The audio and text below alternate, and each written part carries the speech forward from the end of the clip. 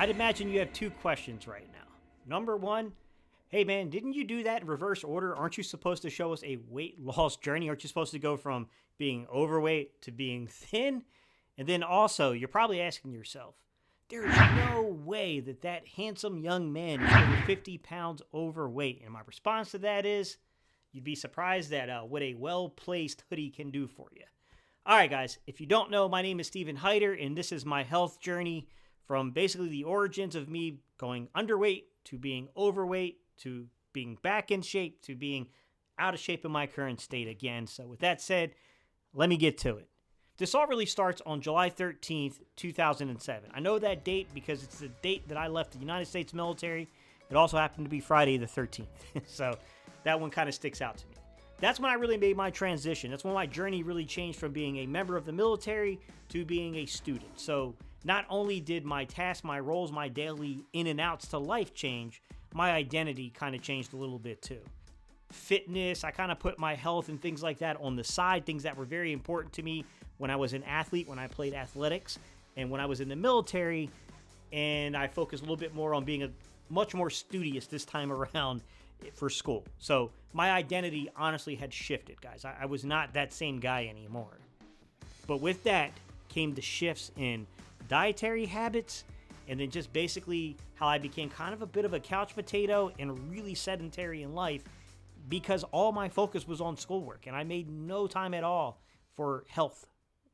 Within a couple of years of being in school, I honestly gained about 50 or 60 pounds. It did not take me very long at all because, I went from probably 15, 20,000 steps a day easily in the military, guys, on top of working out and doing things like that in the military to, I think I'd be shocked if I even got 5,000 steps a day when I was in college because most of my walking was probably pertained to getting up out of my seat, going somewhere within the confines of a library to find a book, and then going back to my seat to then read and take notes on that book to try to put together an essay, if you will.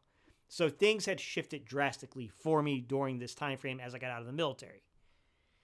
It really came to a head, though, in about 2009 when I was at NC State University. While I was at the university, I started to have some issues. For the first time in my life, a really weird thing crept up for me, which was anxiety. Now, look, I was in the military. Some form of anxiety always persisted in my life because you should have some anxiety, right?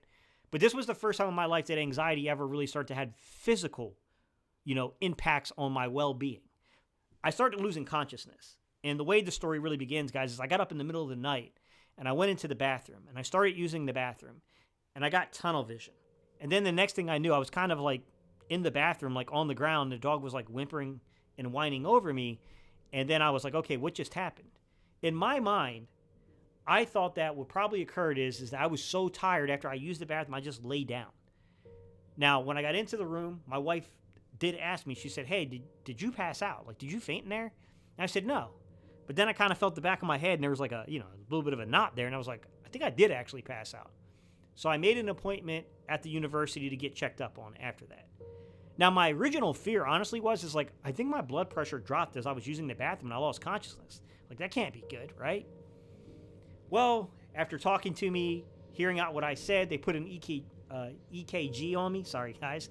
And after putting the EKG on me, they did the readings there, and then they drew some blood. The good news was my EKG came back, and they showed no signs of heart arrhythmia, anything like that to be concerned about. The bad news is when I got the test back for my blood, it showed that I had elevated liver enzymes inside of my blood panel. I'll be honest with you. Back then, I had no idea what the heck that meant. Now, as a 40-year-old male, I know that was one of the first symptoms, one of the first signs that in the inside, things weren't going so well for me, okay? I had a crap diet, I was sedentary, and you know what? My body was responding in a very negative way, and I was failing to read what was happening to me. So, to make out exactly what was going on, guys, and what liver enzymes were, just understand the questions they ask you right away. The first question I was asked is straightforward was, are you an alcoholic?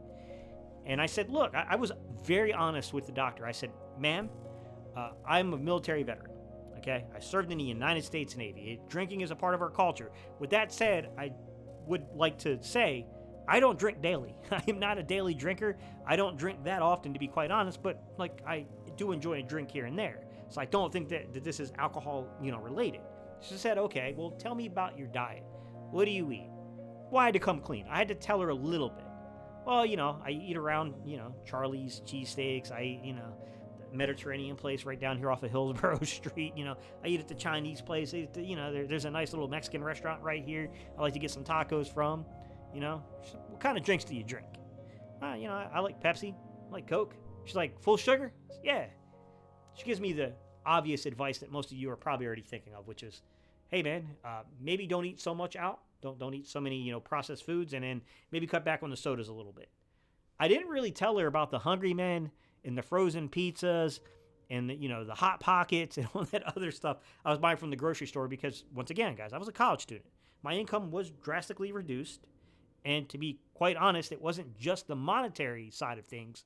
It was also the efficiency of having quickly prepared meals because at this time, I was just stupid to the world of food prep.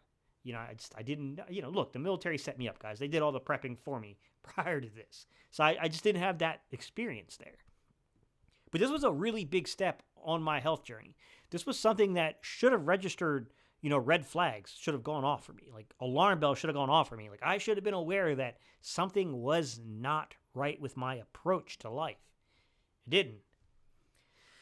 In 2015, guys, I bought my first house, and at this time, I'm in my early 30s.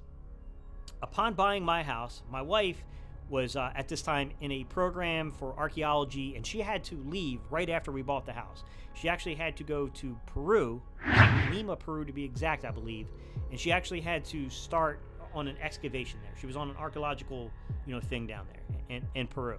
So right after we bought the house, she leaves. I'm here by myself. I got to paint the house. I got to put the flooring into this house. I got to paint all the trim in this house.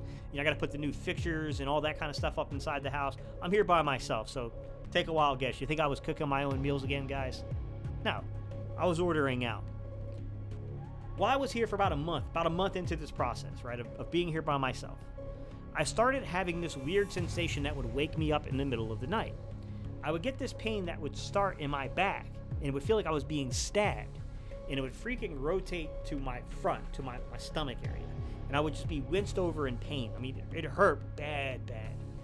The first time it happened, I hate to admit this, but I thought I had food poisoning. And I went up to the restaurant that I had ordered some bruschetta from, and I had ordered some pizza from. I gave them a piece of my mind because I thought they gave me food poisoning. And those poor people actually gave me a free freaking meal because they were convinced, too, that I had gotten food poisoning from them. You should have seen what I looked like, guys, from the amount of things that left my body over a few days. If you've ever experienced this before, you probably don't need me to tell you exactly what was happening because it wasn't food poisoning, by the way. I had my first issue with gallstones. Now, to explain this, if you really go back and you think about what's already happening, right? I'm living the sedentary lifestyle for the most part, okay? I'm not really walking. I'm not really doing things that would help me out here. I'm not lifting heavy. I'm not lifting hard. I'm not even doing calisthenics. I'm just a couch potato, to be quite honest, right? I'm having issues with anxiety. I have elevated liver enzymes. It's probably not a stretch, right? Some of you probably already made the connections like, oh yeah, you probably had like calcium buildup going on all throughout your body, and you had that calcium buildup inside your gallbladder, which caused the stones, man. Yeah. I had my gallbladder removed. That was the next thing that happened to me was having my gallbladder removed. You would think that anxiety, elevated liver enzymes, gallbladder removed, man, I would start taking care of myself. I would start putting some things together. It would start dawning on me that my approach has got to change. I hate to disappoint, but it did not. It didn't. And then at this time, I still was elevating the stress because I was actually managing a security team that worked at a hotel, and it was over about an hour away from my house. It was actually in Raleigh, and I was commuting in from Greensboro. So, I had this really long commute for this job, and it was just adding stress. And I'll never forget that during this time, for the first time in my life, I caught the flu with walking pneumonia. Now, let me state this. Before this moment, I had never had anything even close to the flu or pneumonia, okay? And since this moment, I've never had the flu or walking pneumonia. It was definitely like one of those things that should have been another, alarm going off my head, but I didn't see the connection, right? I just thought it was look, man, it's just bad luck. Like, you can't predict the flu. Like, there's still the chain of infection. Like, it doesn't, what I mean? Like, there's still the chain of infection. It's not just like because I'm unhealthy that I'm going to catch the flu. Truth be told, your immune system plays a part in this, guys, and I just wasn't mature enough to quite understand yet what was going on. So, I go into the doctor's office. They're hearing me out. They're listening to my lungs. They say there's definitely some fluid in my lungs and everything, but they're convinced that, hey, look, man, this is just allergies. It's going to go away. Luckily for me, I stood my freaking ground and I said, with all due respect, Doc, you're wrong. I know my body. I know that I never feel this lethargic. I've never just laid on the couch for 3 days straight without movement. No, sir, this is not just allergies. There's a deeper thing going on here. So he comes back in with that big thing they swab your nose with, and then goes and tests it, and he says, oh, crap, you got the flu. Let's get you in for some x-rays. Let's take a look at those lungs. Comes back and says, not only you got the flu, you got walking pneumonia. Yeah, I mean, that was quite the experience, guys. It was the first time I've ever felt that down, that sick. Still, nothing registered. It ain't the end of the story, guys. Fast forward now about another year or two, right? So move into this house in 2015, get the gallbladder stuff, right? Get my gallbladder removed by the beginning of 2016. Right after my gallbladder gets removed, I get the flu. Right after the flu, now we're going to fast forward about another year or so, I start getting this unquenchable thirst. No matter what I do, I cannot freaking quench my thirst. And on top of this, I start to get this really weird yeast-like growth inside my body. It's coming up through my chest into my neck. I'm coughing constantly. Nothing I'm doing, like cough drops, no matter what I take, I'm freaking coughing. I can't stop it. It's annoying. I feel like I never have a moment of peace. I'm not getting sleep. All this stuff is being affected. I go to the doctors and I'm like, look, fix me. Something's wrong. I'm thirsty. I got this yeast infection going on. They give me some medicine to take care of the yeast infection, right? But they take some blood. A couple days go by and I get his phone call. And this doctor gets real serious real quick on the phone. I was like, oh, crap.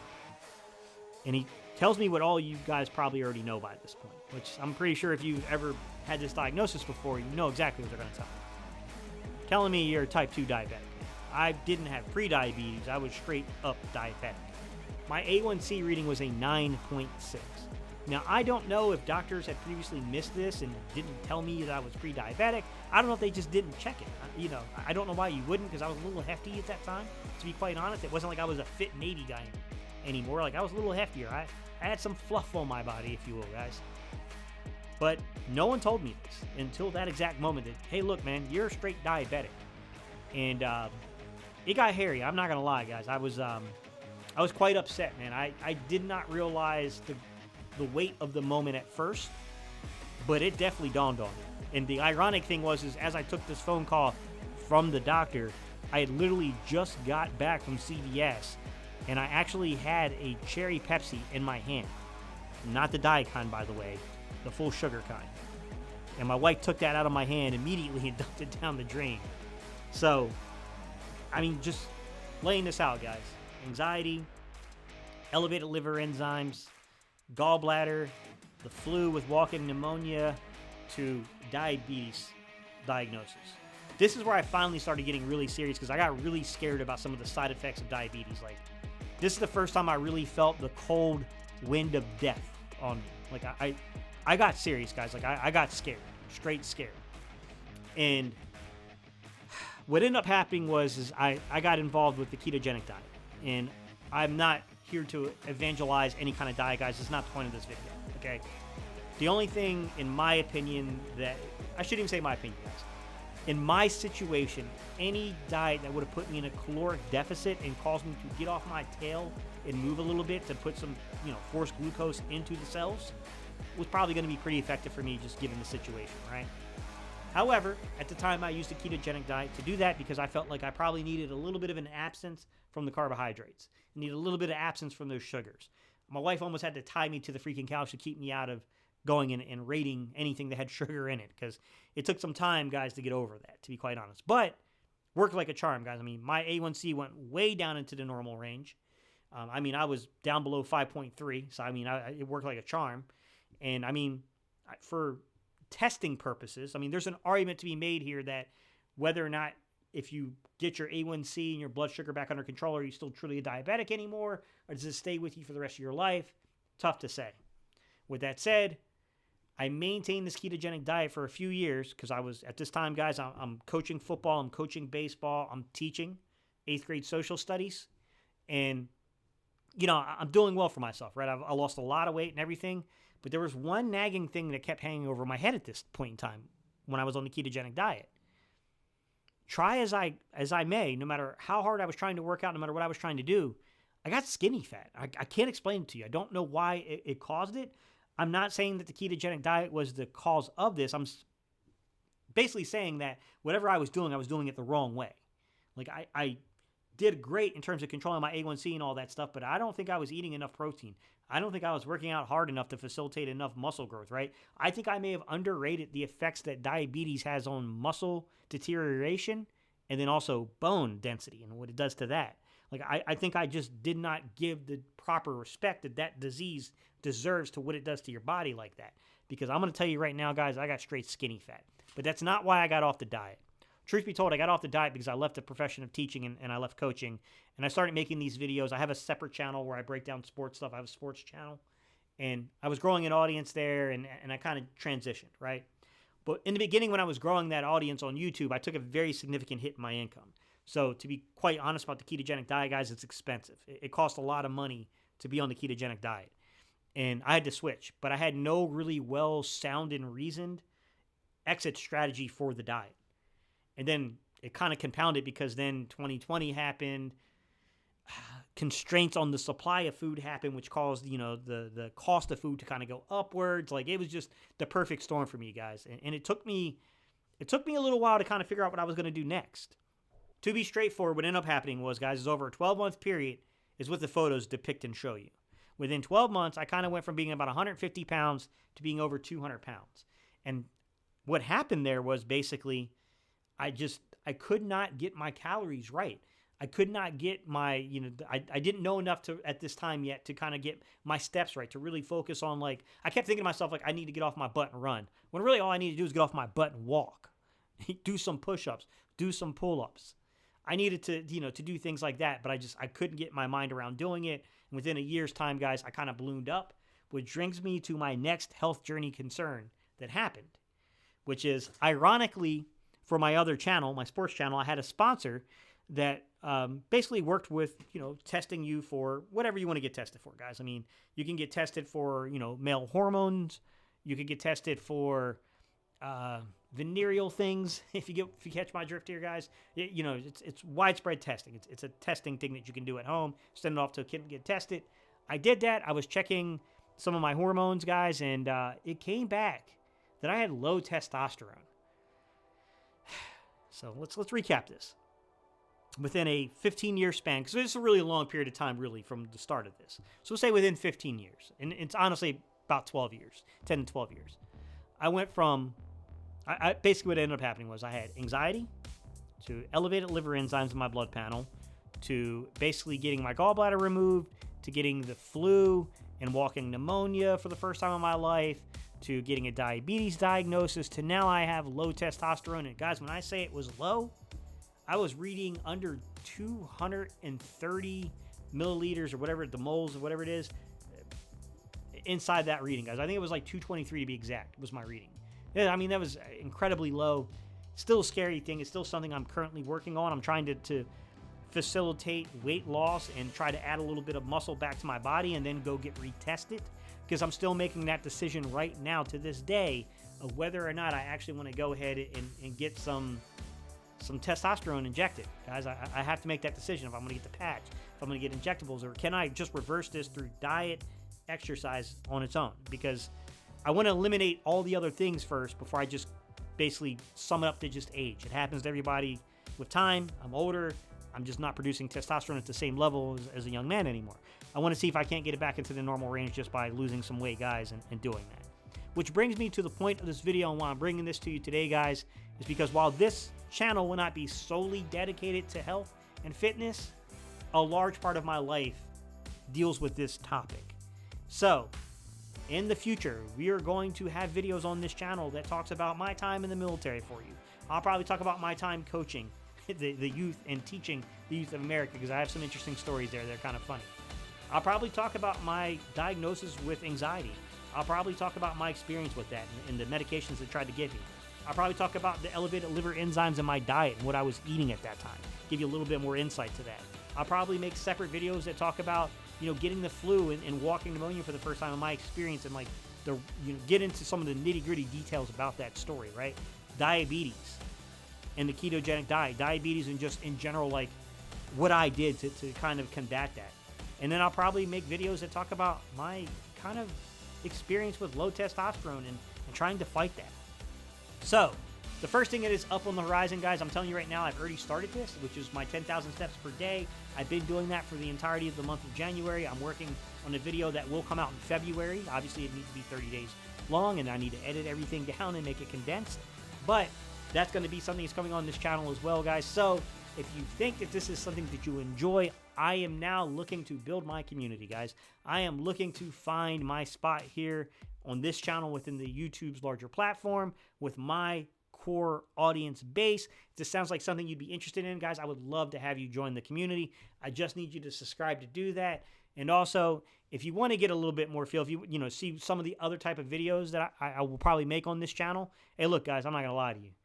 You don't put on this type of weight, you don't get this kind of fluff without loving food. So if you want to see me try to find a good value meal for $5, check this video out right here. All right, guys, I appreciate y'all so much. Much love and peace to y'all, and I'll see y'all on the next video.